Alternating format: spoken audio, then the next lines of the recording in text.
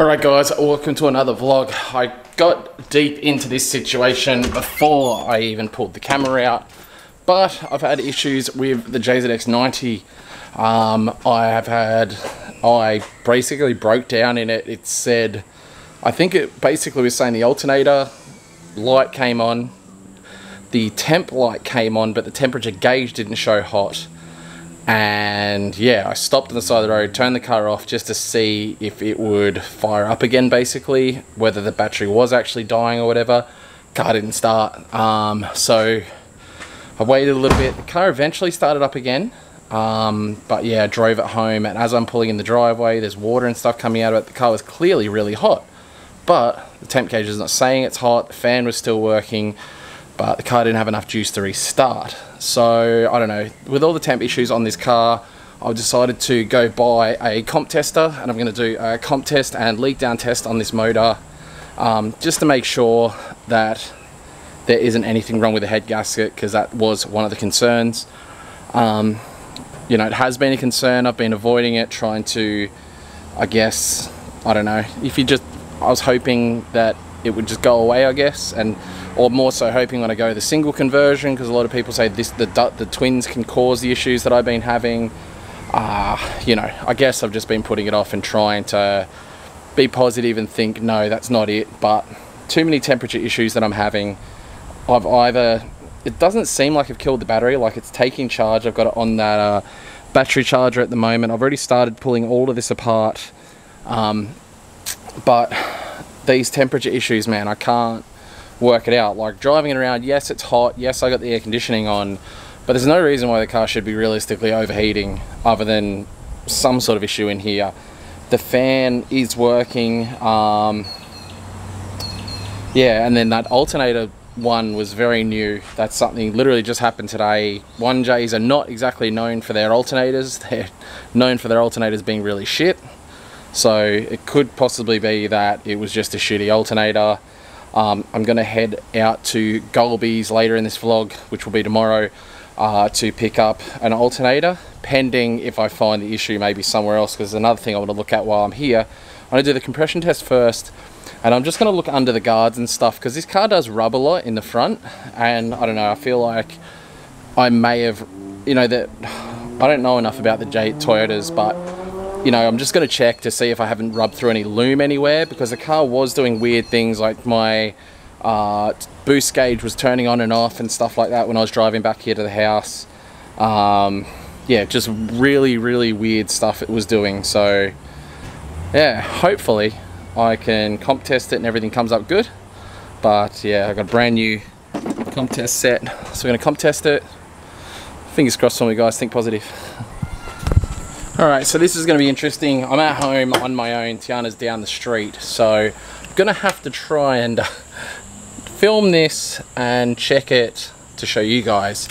At the same time, it's going to be interesting, but I'll absolutely do my best.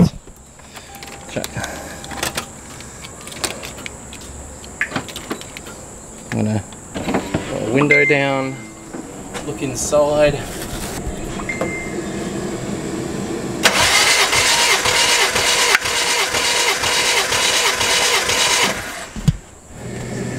Doesn't seem to be leaking down anything really. Alright, cylinder 2.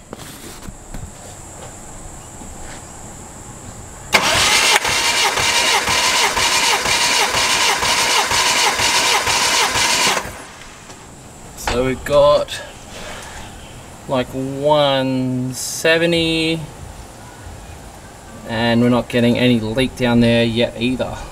Alright, cylinder 3.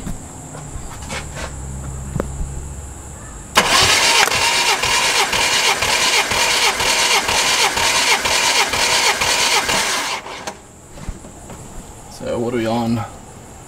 175 almost again. So it's all sitting around the same area so far.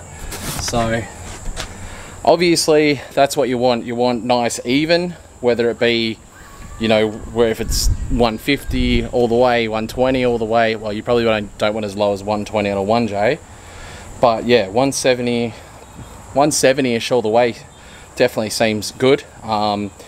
The leaking down so far is going good on the first 3 cylinders. Let's hope it's good for the rest as well. And that just means there's some other issue with the water system in this car. Maybe it just needs like a really massively good bleed up. Maybe it's this fan setup. Yeah, I think I'm going to order this 400 amp alternator, which could help as well with my fan setup. Alright, this one's held well, so we'll do the next one.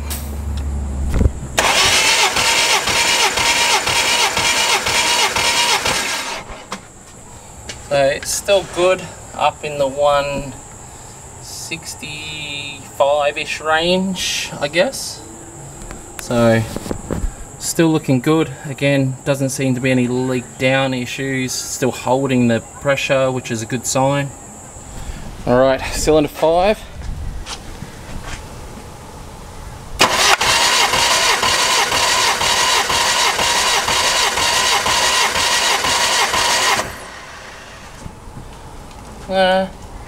So 160-ish. Again, still good. Like 160, 170, all around there. I'm happy. Leak down, holding pressure. Oh, one more cylinder to go, and it's looking positive. I can't see. Yeah. Guess this is good. This is like the 350. You know what I mean? If it's not like a super bad issue, but it's not like, yeah, I don't know. Again, I still don't actually know what I'm doing really with cars. I don't think I do, but it still looks fine to me. The leak down, it's been going for a little bit now, hasn't lost anything really, so yeah, I assume with the leak down when it's bad you would notice it, so Alright, let's go, final cylinder. Fingers really crossed, trying to be positive.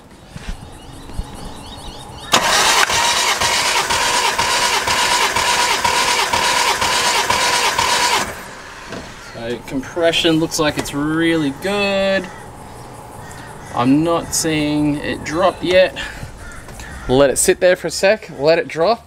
I'll tell you what, if this doesn't drop, we're good as far as leak down tests. So that means all my valves are good. In theory, my head gasket's good. So then it just comes back to Toyotas being Toyotas, and that is getting hot. Chop's had mega issues with his chaser as well.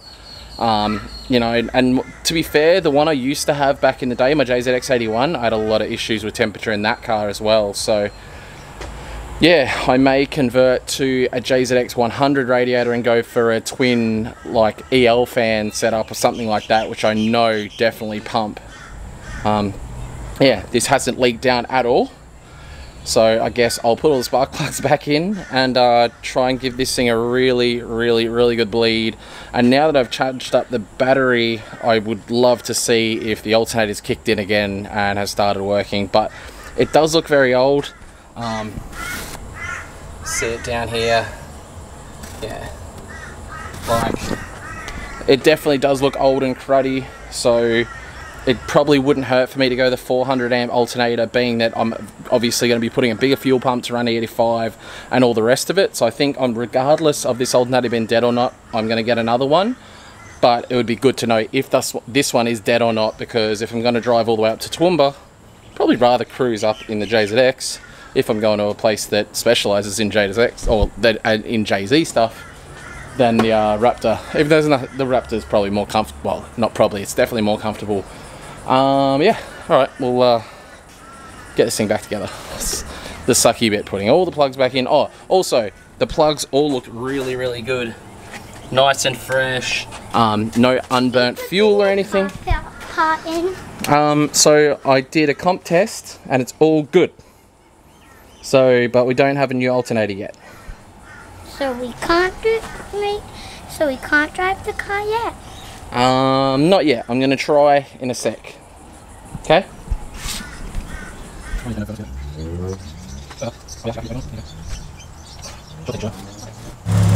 Alright, so finally my cute ass wifey came back down. You look good in a 90. I'm socialising. You are? You look good in a 90. I'm not gonna like the car. What you say? You look good in it though. You look good in anything. I look good in her. What do you want? I just said I look good in you. Yeah, anyway. It seems like the alternator's charging again. Yeah? No alternator light. Nope. Just the normal Christmas tree that's on in this car, which is the ABS. Handbrake's obviously on and seatbelt light. Do you wanna, we'll chuck all the lights on. You got the stereos on, heaters on. Is the air, heat actually, is the air coming out? Yeah, it's not hot. Yeah, no, it won't be hot yet because the car's not hot. So we'll try and use as much power as we can to basically put load on the alternator and see if it's working. Like I said, I think regardless, I'm gonna go get this 400 amp one tomorrow. But I wonder if I like run the gauntlet and try and drive this 1.5 hours each way to Toowoomba and back to go to this JZ specialist. And when you go, usually Toowoomba's quite hot as well, so, and there's a huge hill on the way in there which would definitely test my cooling system. Sounded like a JZ just went past my house, almost. Anyway, I'm gonna try and bleed this up, bleed as much of it up as I possibly can. Fingers crossed it will then sort itself out. And you know, obviously I think I'm gonna look into getting the 62-degree thermostat, and maybe, I think I need a better fan setup, to be honest. Just freaking JZs, man. Alright guys, welcome to day 2 of this video. I'm currently in Toowoomba, hour-and-a-half drive up. I decided not to YOLO it and take the bloody, yeah, I wasn't going to YOLO it and take the other car, because if I was going up the range and it got hot or something, it would be a really bad time. So yeah, we're up in Toowoomba now. We're going to head to Gulby's, and hopefully, I've sort of been advised to go for the LS alternator, so I'm going to see what they've got in stock and what my options are, but I'm either going to go for the 100 amp, and you know what I mean, like that's obviously going to be fine, but then somebody brought up a good subject, you know, if it does break or something, they're kind of, you know, you're going to have to get another one from Gulby's, or alternatively they do apparently an LS1 alternator conversion, so that might be the way we go. We'll go in there, we'll have a chat, and we'll try not to bankrupt us while we go there. It's always interesting going into the store. I've never been to the store before, so yeah, let's hopefully not bankrupt us. Alright, so done here at Gulby's. I didn't make myself go broke, I was very well behaved. I ended up getting the 62-degree thermostat and the 100 amp alternator, and I got the underdrive pulley as well, so when I'm drifting in higher revs and things like that, which, let's face it, I'll be in higher revs more than anything, 100 amp should be completely fine. They don't do the LS conversion like I thought. They do some other conversion that gives you a 150 amp alternator, but he said it's kind of obscure and hard to get, and I don't want anything that's obscure and hard to get from a point of view of replacing it would suck. And then I picked up some head studs for Ginge, so for his SR, because he's had some issues with his head studs. Yeah, so hour-and-a-half drive back home and get all this stuff fitted up. I think I'll wrap this one up here, guys. We'll chase up this in another vlog and get back to you guys and see how this is all working out. Thanks heaps for watching. Jump in my store and grab some stuff if you feel like supporting, and I'll see you guys in tomorrow's vlog. Peace out, guys. Stay positive, and I'll see you tomorrow.